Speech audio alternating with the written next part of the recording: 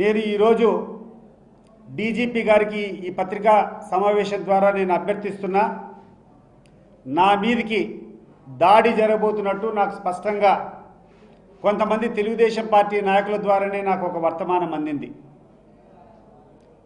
నేను నిరాయుధుణ్ణి, నన్ను కాపాల్సినటువంటి బాధ్యత పోలీసులది. ఇన్ కేస్ మీరు కాపాడలేకపోతే మీకు చేతనైతే నన్ను కాపాడండి, నా మీద జరగకుండా చూడండి. ఇన్ కేస్ జరగకుండా పోతే నా మీద జరగబోయేటువంటి దాడి స్పాన్సర్డ్ బై ఈ రాష్ట్ర ప్రభుత్వం, లోకేష్ అండ్ బీటెక్ రవి. నాకేమైనా జరిగినా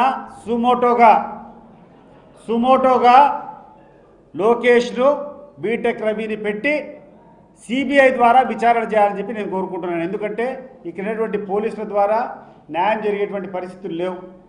ఈడ పోలీసులు కాదు, పచ్చకండ వాళ్ళు వేసుకొని తిరుగుతాంటారు. ఇక్కడటువంటి డిఎస్పీ కానీ, ఇక్కడటువంటి రూరల్ సిఐ కానీ, ఇక్కడటువంటి డిఐజీ కానీ వాళ్ళకు పెత్తనం ఇచ్చినారు. నిజాయితీ పట్ల అధికారులంతా పక్కన కూర్చొని ఉన్నారు. వీళ్ళ వల్ల ఎటువంటి న్యాయం జరగదు.